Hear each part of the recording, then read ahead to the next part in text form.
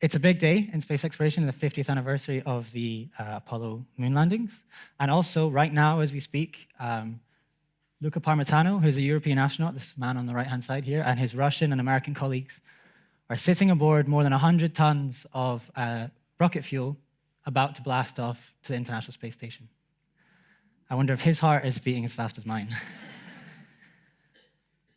Now, we're going to talk about the moon. As some of you have probably guessed already, I was not alive during 1969, the Apollo moon landings. I was born some 24 years later. And so I decided, as your last speaker tonight, it's probably best that I don't speak about the last 50 years of exploration, but perhaps the next 50 years of exploration. So I want to talk to you first, before we begin, about a man named Kraft Arnold Erik. And so Kraft Arnold was a German rocket scientist who was moved from Nazi Germany to America underneath Operation Paperclip, whereby the Americans tried to consolidate their knowledge in advanced weaponry and rocketry for the Apollo program, or for what became the Apollo program. Kraft worked with the great engineer of his time. He even wrote a book with von Braun, who later went on to design the Saturn V that landed man on the moon. And Kraft spent his life philosophizing about the broader aspects of space travel and the colonization of other worlds. He believed that we needed to expand our presence off the surface of the Earth by first utilizing the moon. He called this philosophy the extraterrestrial imperative, this idea that if we remain bound to planet Earth, then we are doomed to fail. We suffer from our own successes. This is most evident, I think, in my generation, in our generation, and right now with climate change, the climate crisis, and also booming population.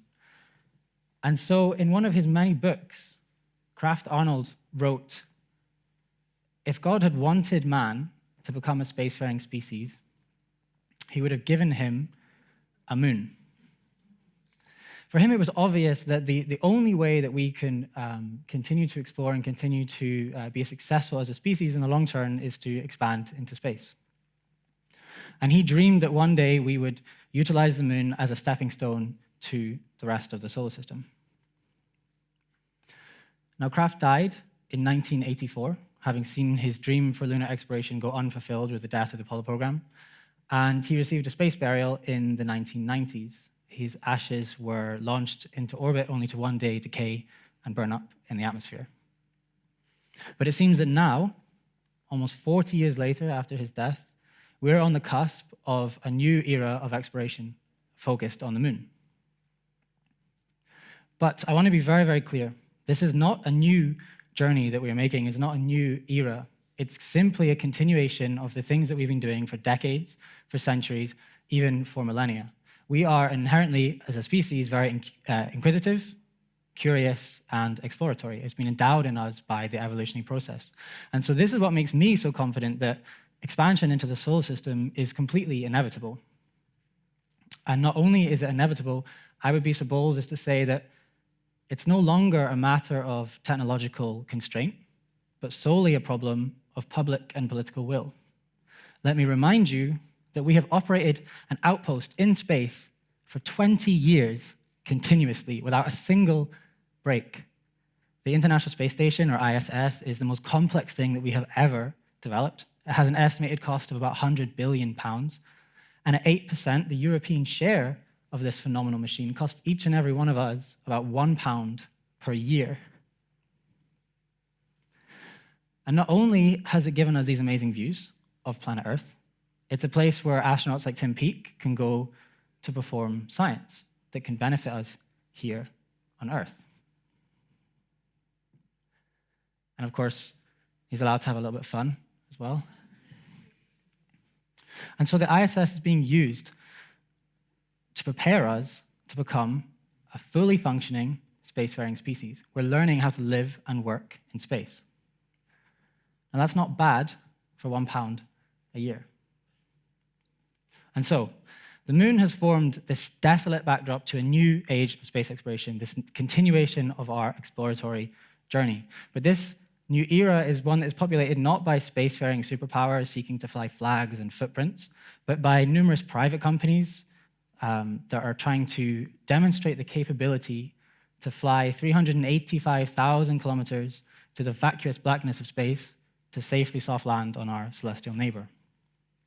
It was first demonstrated last year by Space.il with their Beresheet lander, which many of you may have heard of. They got to lunar orbit, which is an incredibly impressive feat, before unfortunately suffering an engine failure that saw them crash very hard, more than 400 kilometers an hour, into the lunar surface. But apart from Space.il, there are countless teams of engineers, scientists, policymakers, managers, and more striving to reach the lunar surface. I work for one of them. We plan to land right here in the Taurus Littoral Valley, about 30 degrees east, 20 degrees north of the lunar equator.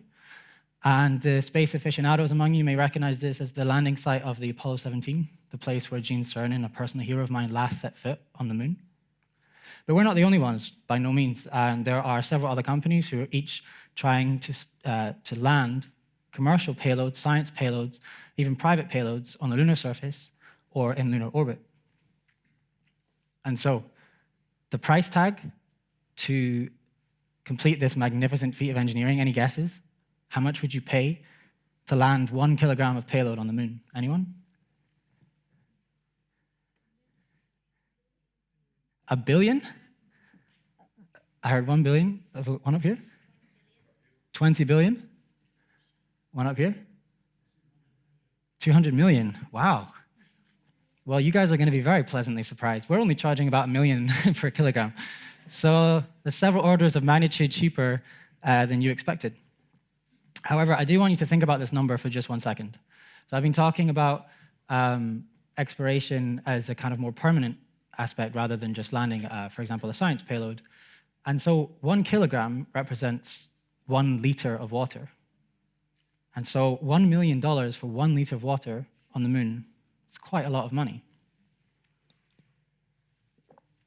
And so, as the space industry continuously vies with the biggest problems of our generation for its fair share of public funding and public support, we in the industry have to try really, really hard to generate cheaper and sustainable exploration goals.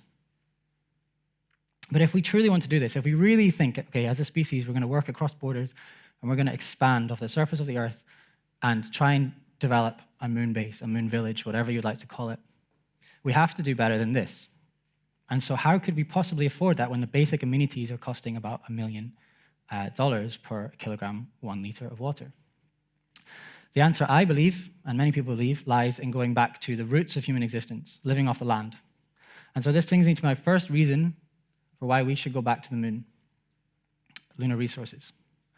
So in 1969, Buzz Aldrin described the moon's surface as magnificent desolation. And it appears to be exactly that at first glance. But believe it or not, underneath the unmoving gray surface layers is a treasure trove of resources that are adequate to nurture a settlement of future explorers. The lunar regolith itself, the lunar dust, is made up of oxygen, silicon, iron, and aluminium, magnesium, calcium, and others, even things like helium-3, which have been theorized we could mine and use in our nuclear fusion reactors, which have yet to be built. But for the interest of time, I'm going to move on to probably the most interesting resource, and that's water, lunar water. So who here is aware that the moon has water? People must have heard of that, right? Yeah, great. And so it's been long theorized, simply for this reason. The axial tilt of the moon is very, very slightly offset from what we call the orbital plane, 1.5 degrees away from the sun's rays. And so what that means is if you are standing right up here on the top on the North Pole or down here in the South Pole, the sun's rays are very, very low in the sky. And this is an incredibly stable geometry because the moon is what we call tidally locked to Earth. That is, we always see this familiar face of the moon, the light side of the moon, because its period of rotation matches its orbit around the Earth, 1 month. And so this geometry has been stable for several billion years, at least 2, if not more, billion years. And so the idea is that if we stand on the South Pole, then we can see that we get these really long shadows that are being cast by the sun's low angle in the sky. This is a rendering of Shackleton crater from the European Space Agency, which is a crater that sits almost exactly on the lunar South Pole. And what you can see is it's entirely swathed in darkness. The sun has never, for 2 billion years or more, touched the inside of that crater. And so because there's no atmosphere on the moon, we have these very, very stark temperature differences, down to minus 180 degrees inside the crater and up to 50 or maybe even a little bit more on the sunny side of the crater. And so it was theorized for a long time that water could find itself trapped in these craters and just lie dormant for several billions of years until a plucky astronaut comes along and takes it and starts to drink it. And we first got evidence of this in 2009. It was definitively confirmed just last year by NASA's moon mineralogy mapper aboard the Chandrayaan-1 spacecraft, an Indian spacecraft.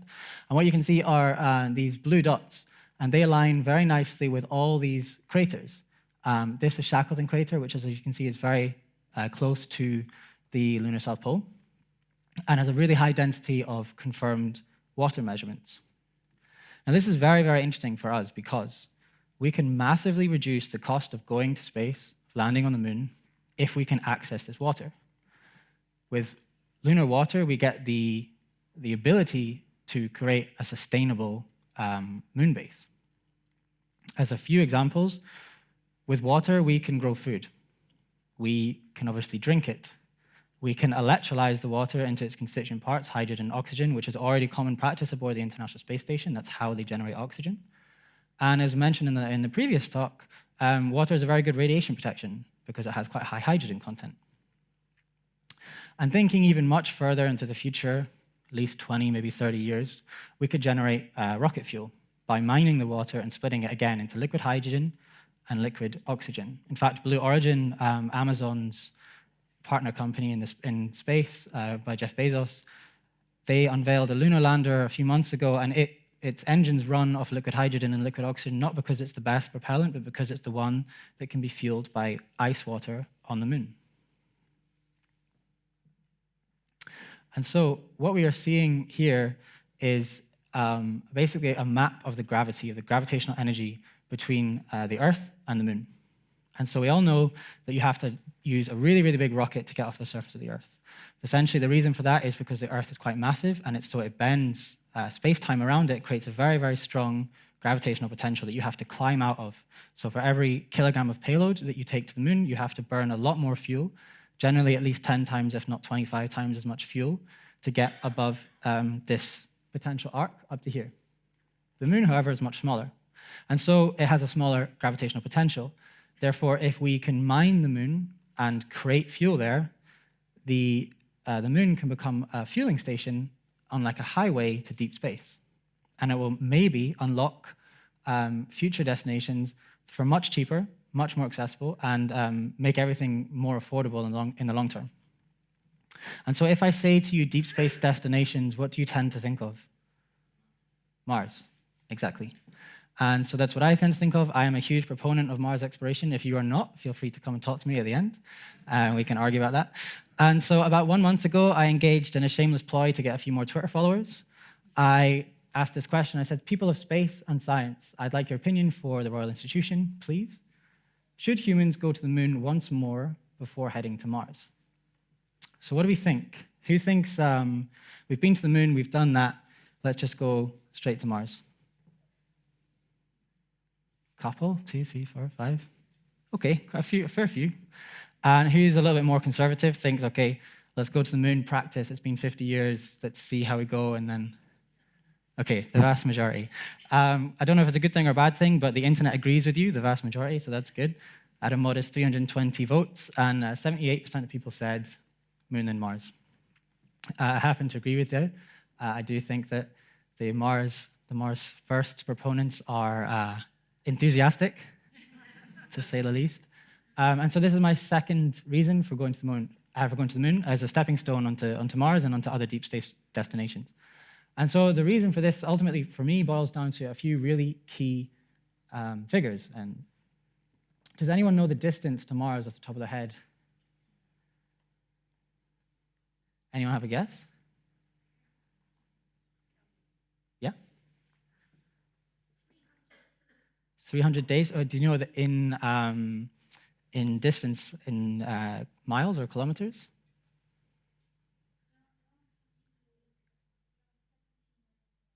70 million kilometers. We have one over here. 25 million miles.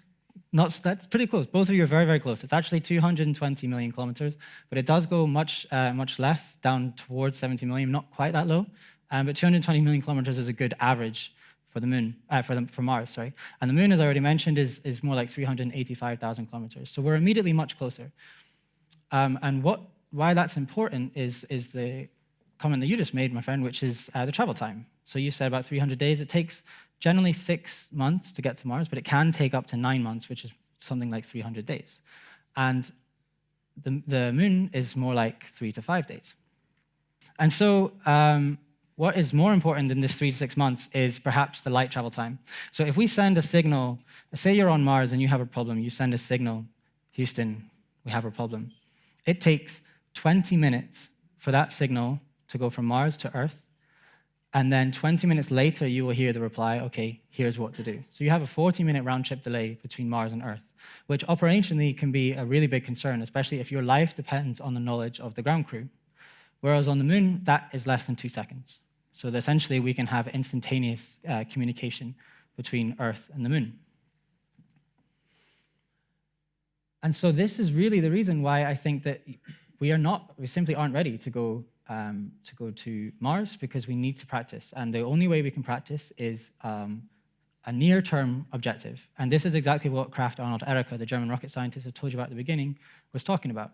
That if we have a moon, we have a place that we can practice. We can use it as a stepping stone, as a playground to develop technologies and operations that take us to deeper space destinations that can be reliable and safe.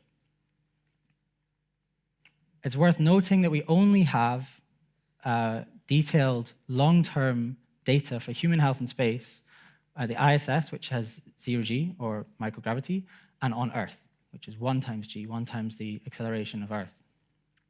The moon is 1/6 g, and Mars is something like 1/3 g.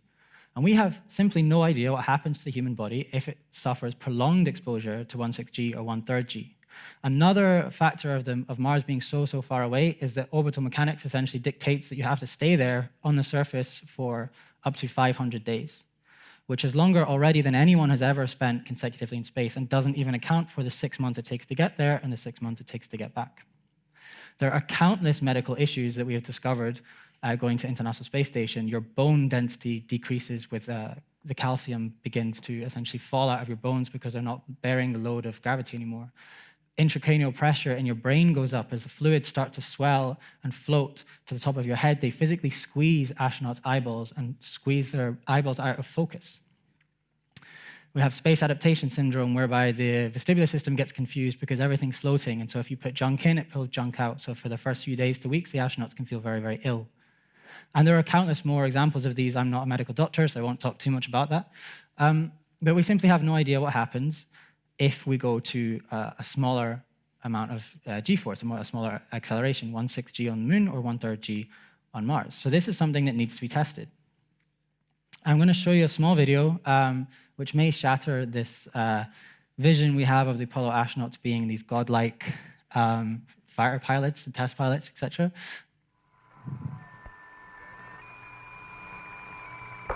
No, dadgummit. Jack Schmidt having a few problems.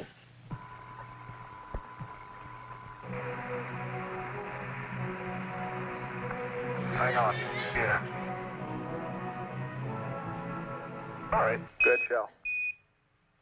I told him you were. Whoop. Okay. We see that one went all the way in. Not quite.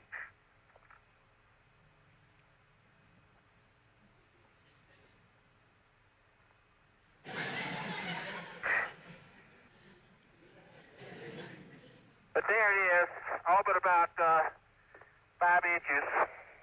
This goes on for a long time, by the way. We could keep watching.